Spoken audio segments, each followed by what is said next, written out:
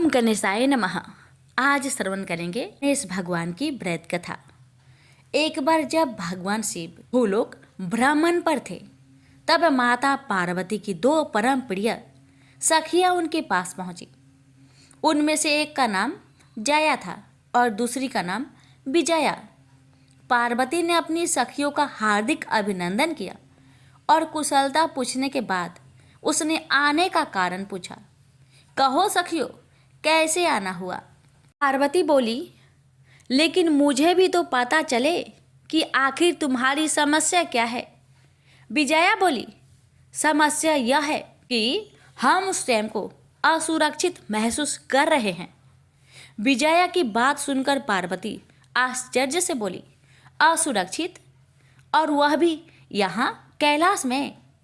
भगवान शंकर के इतने गणों के होते हुए भी तुम्हें स्वयं को असुरक्षित समझने का विचार कैसे पैदा हो गया? सखी जया बोली, लेकिन वे सब तो भगवान शिव के गण हैं। हम चाहते हैं कि हमारा भी कोई ऐसा गण हो जो सिर्फ हमारे ही आदेश का पालन करे।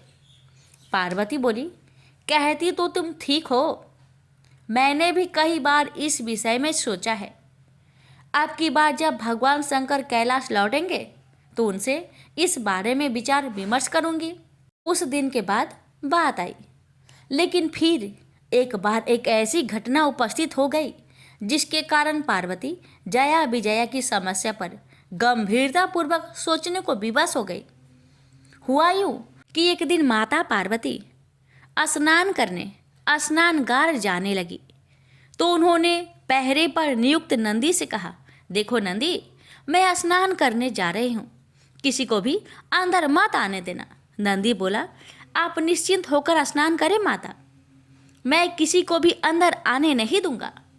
कुछ समय उपरांत भगवान शंकर वहां पधारे।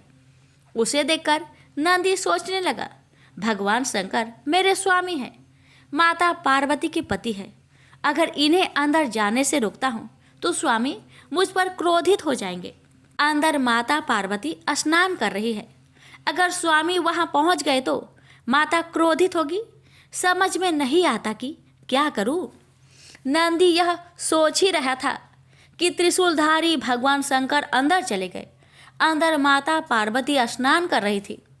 उन्होंने असमय में अपने पति को आते देखा तो नारी सुलभ लज्जा से सिकुड़ गई।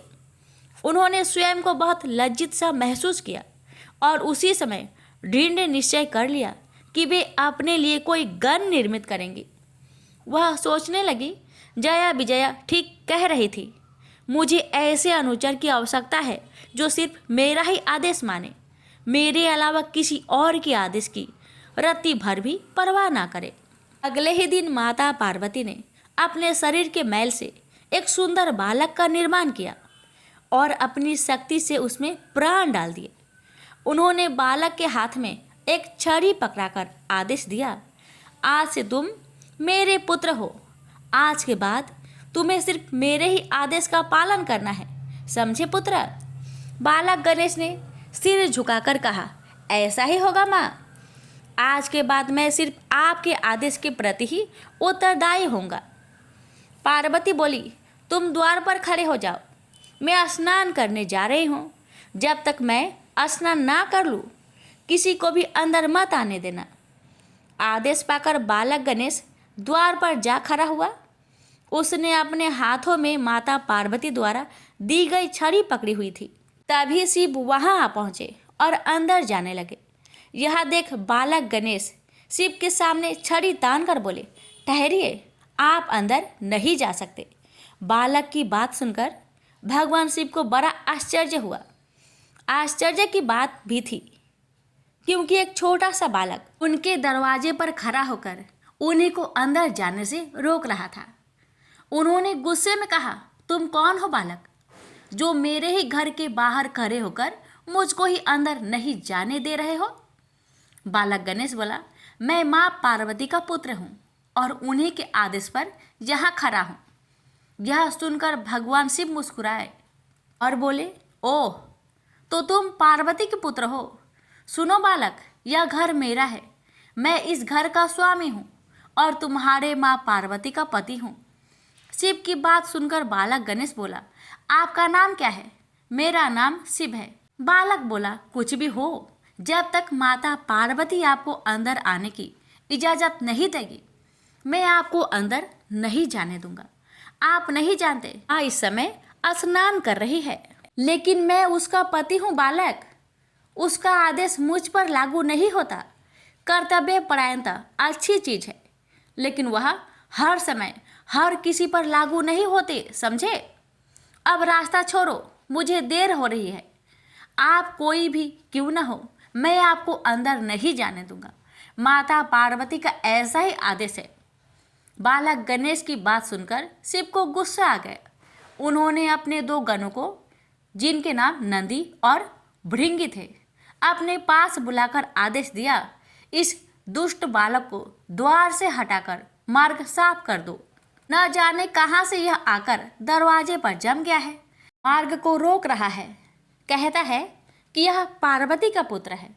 अपने स्वामी का आदेश पाकर नंदी और भृंगी बालक गणेश के पास पहुंचे और बोले, रास्ता छोड़ो बालक, हमारे स्वामी पधारेंगे। ये स्वयंभू भगवान आशुतोष है, इनके सामने धृष्टता करना अपराध है।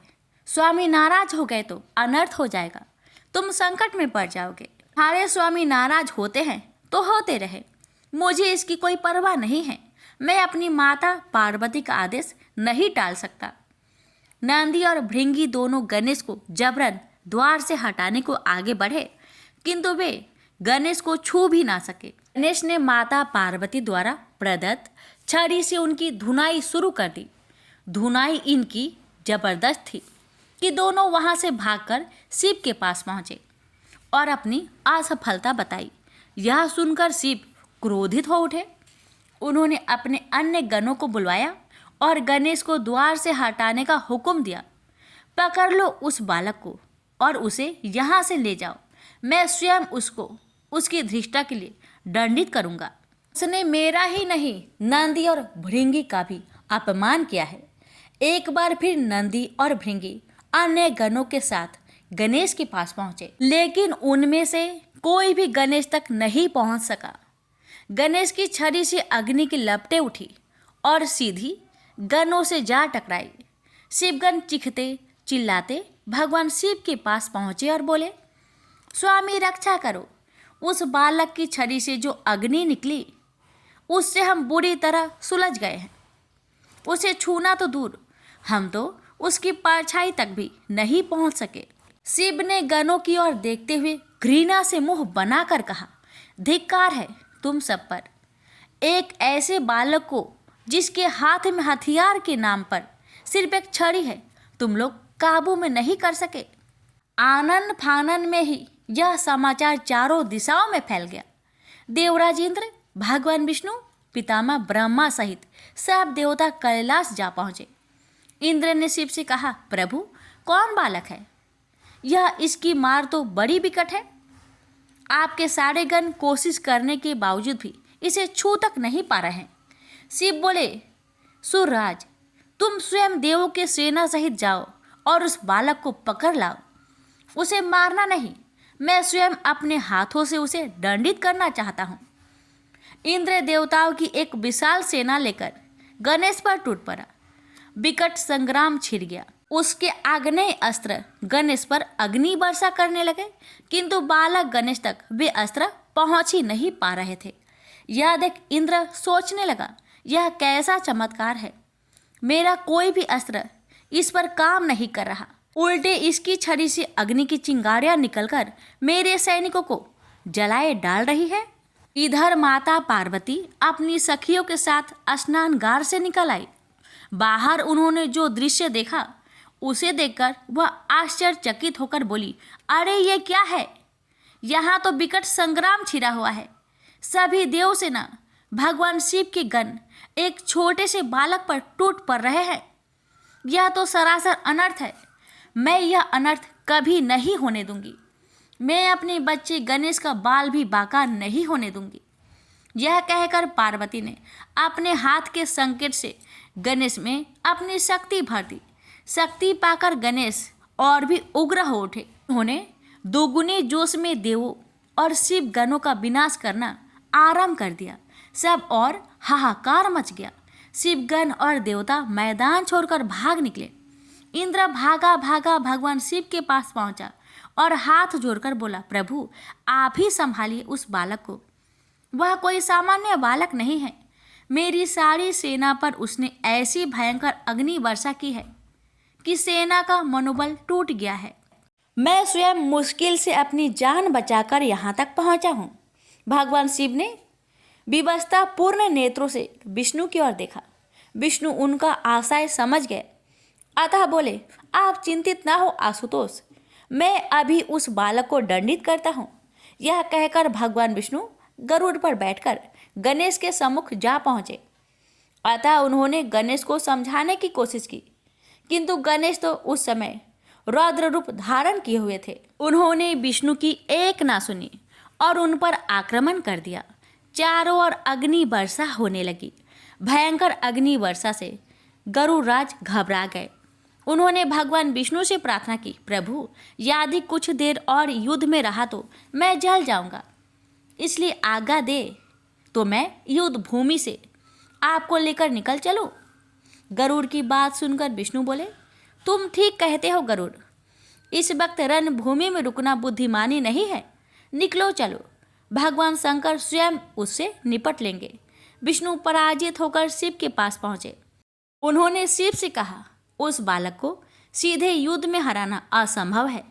वह तो साक्षात काल बना हुआ है, उसे छल से ही मारा जा सकता है। शिव बोले, तो फिर आप मुझे क्या करने की सलाह देते हैं? विष्णु बोले, मैं उसे अपनी माया से मोहित करता हूँ, फिर जैसे ही आपको अवसर मिले उसका वध कर दीजिए। विष्णु के विचारों से अवगत होते ही माँ पार्वती की दोनों सखियों ने गणेश को अपना बल प्रदान कर दिया और स्वयं अंतर्ध्यान हो गई। भगवान विष्णु ने गणेश पर अपनी माया फैलानी आरंभ कर दी। भगवान शिव अपना तीक्ष्ण त्रिशूल उठाए गणेश की ओर झपट कर बोले, ठहर दुष्ट बालक, अब मैं तुझे माफ नहीं कर सकता। अब तुझे इस त्रिशूल का स्वाद चखना ही होगा। शिव को अपनी ओर झपटते देखकर गणेश ने माँ पार्वती को याद किया और माँ पार्वती द्वारा दी गई शक्ति शिव के त्रिशूल पर दे मारी। शिव के हाथ से त्रिशूल छूटकर भूमि पर जा गिरा। यह देख शिव घबरा गए। वे सोचने लगे, ओह, इसने तो मेरा त्रिशूल भी बेकार कर दिया। खैर, कब तक बचेगा?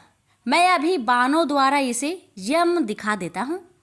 ये सोचकर शिव ने अपने धनुष पर 5 बाण चढ़ाए और गणेश की ओर छोड़ दिए। गणेश ने परिधि शक्ति से 5 बाण एक साथ काट डाले। साथ ही उन्होंने परिधि शक्ति को विष्णु की ओर झोंक दिया, जो अब शिव की सहायता के लिए उनके निकट पहुंच चुके थे। मगर विष्णु तुरंत परिधि शक्ति के घेरे से अलग हो गए थे। इस तरह गणेश का यह बार असफल हो गया। यह देख शिव और विष्णु में आंखों ही आंखों में संकेत हुए। शिव संकेत समझकर उत्तर दिशा की ओर बढ़ गए। विष्णु गणेश को युद्ध में उलझाते रहे। विष्णु जितने भी बार गणेश पर कर रहे थे, गणेश उन सभी को विफल कर रहे थे। इससे उनका ध्यान अपनी रक्षा की ओर बढ़ गया था। तभी उत्तर दिशा से भगवान शिव ने त्रिशूल ताक कर गणेश की ओर फेंका। विष्णु से अपनी सुरक्षा में अटके गणेश ने कल्पना भी नहीं की थी कि शिव पीठ के पीछे से उन पर हमला करेंगे, इसलिए वे निश्चिंत होकर विष्णु से जूझ रहे थे। इस बार भगवान शिव के त्रिशूल का वार बिल्कुल सफल हुआ। त्रिशूल गणेश के मस्तक को काटता हुआ दूर जा गिरा। उनका धड़ वही खरा की खरा रह गया। धड़ और मस्तक कुछ देर तक कांपते रहे, फिर दोनों शांत हो गए। देव और गणों ने शिव के जय जयकार बोलने आरंभ कर दिए। भगवान शिव द्वारा अपने पुत्र गणेश का सिर कटे जाने तथा देवों द्वारा हर्ष प्रकट होते देख पार्वती का क्रोध का ठिकाना न रहा। कुछ पल तो वे भाव विहल होकर रोती रही। अंत में उन्होंने चंडी का रूप धारण कर लिया। वे मन ही मन कहने लगी, मेरे पुत्र का सिर छिद्र करके यह देव समुदाय और शिवगण विजय महोत्सव मना रहे हैं। मैं भी इन्हें इसका ऐसा प्रतिफल दूंगी कि इनकी आत्मा तक कांप उठेगी। यह निश्चय करके पार्वती ने उसी क्षण सहस्त्र योगिनियों की रचना कर डाली। योगिनियों, मेरा आज्ञा है कि तुम बगैर कोई विचार किए इस संपूर्ण पृथ्वी पर प्रलय मचा दो। देव, ऋषि, यक्ष, किन्नर, राक्षस, अपना यह पराया जो भी तुम्हारे सामने पड़े भक्षण कर डालो। किसी को भी क्षमा मत करो। संपूर्ण पृथ्वी पर हाहाकार मचा दो। आज्ञा पाते ही कुबड़ी काने, लंबे लंबे दांतों तथा नाखूनों वाली अनेक विशाल मुख योगिनियां अपने महाभयानक चेहरे लिए देवसेना पर टूट पड़ी।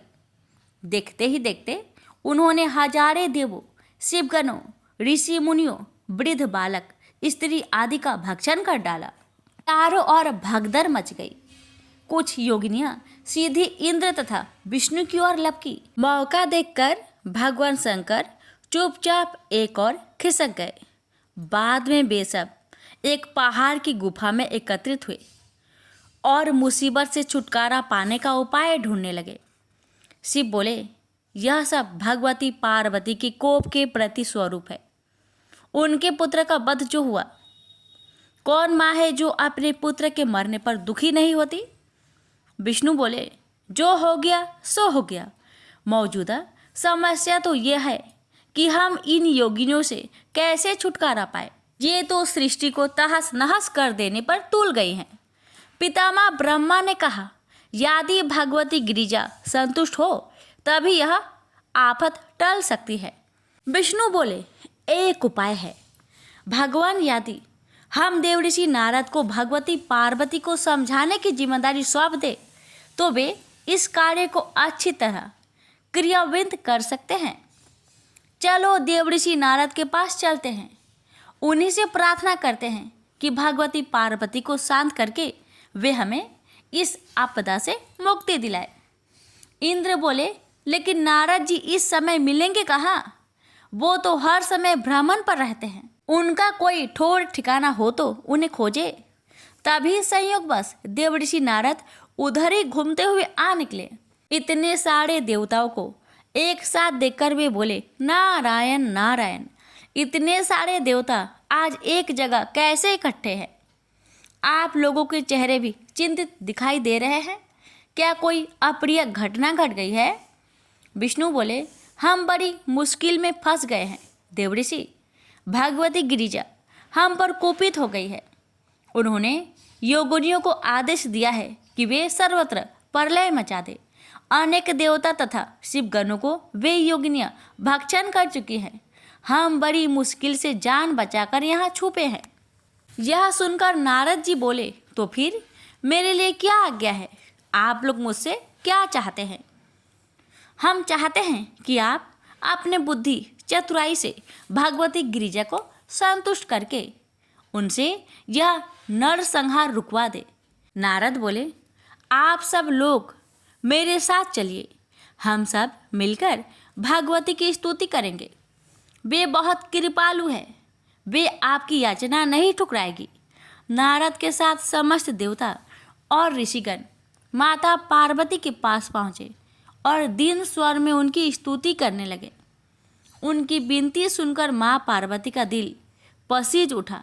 वे बोली, यह संहार अब तभी बंद हो सकता है जब मेरी एक शर्त पूरी होगी। भगवान बोले, आप आदेश दीजिए भगवती, आपकी हर आज्ञा का पालन होगा। कृपया अपनी शक्तियों द्वारा इन नरसंहार को बंद करवा दीजिए। पार्वती बोली, मेरी शर्त है कि जब तक मेरा पुत्र पुनः जीवित नहीं होगा मैं योगिनियों को संहार बंद करने का आदेश नहीं दूंगी। विष्णु बोले, देवी, यदि ऐसा है तो हम आपके पुत्र को पुनः जीवित कर देते हैं। भगवान शिव ने अपने गणों को आदेश दिया, तुम लोग उत्तर दिशा की ओर जाओ। सबसे पहले जिसे भी जो भी मनुष्य या पशु दिखाई दे उसे यहाँ ले आओ। आदेश पाते ही शिव के गण उत्तर दिशा की ओर चल दिए। सबसे पहले उन्होंने जिसको देखा वह एक हाथी का शिशु था। उस गज शावक के एक ही दांत था। शिवगण उस गज शावक को पकड़कर शिव के पास ले आए। शिव बोले, इस गज शावक का मस्तक काट दो। तुरंत ही हाथी के शिशु का मस्तक काट दिया गया और धन्वंतरी वैद्य ने उस शावक के मस्तक को गणेश के कटे सिर का स्थान पर रोपित कर दिया। फिर शिव के साथ समस्त देवताओं ने वेद मंत्रों से जल पवित्र किया और उस जल को गणेश के शरीर पर छिड़क दिया। जल का छिड़कना था कि गणेश यूं ही उठकर बैठ गए जैसे वे अभी अभी नींद से जागे हों। देवता दौड़े दौड़े पार्वती के पास पहुंचे और उन्हें गणेश के जीवित होने का शुभ समाचार सुनाया। माँ पार्वती प्रसन्नता से उस जगह पहुंची और गणेश को जीवित देखकर खुशी से फूली न समाई। उन्होंने गणेश को छाती से लगाते हुए कहा, मेरे पुत्र, मेरे कारण तुम्हें बहुत कष्ट उठाना पड़ा। गणेश बोले, कैसा कष्ट माँ? भला अपनी माँ की सेवा करके भी किसी पुत्र को कष्ट होता है? पार्वती बोली, बेटे, आज से तुम्हें कोई कष्ट नहीं होगा। मैं वरदान देती हूँ कि आज से समस्त देवों में सबसे पहले तुम्हारी अग्र पूजा होगी। कोई भी मंगल कार्य तुम्हारे पूजा किए बिना अधूरी रहेगी। माँ पार्वती ने योगिनियों को आदेश देकर नरसंहार रुकवा दिया। समस्त देवों और शिव गणों में प्रसन्नता की लहर दौड़ गई। सब माँ पार्वती की जय जयकार करने लगे। प्रेम से बोलिए, गौरी गणेश की जय, उमापति शंकर भगवान की जय।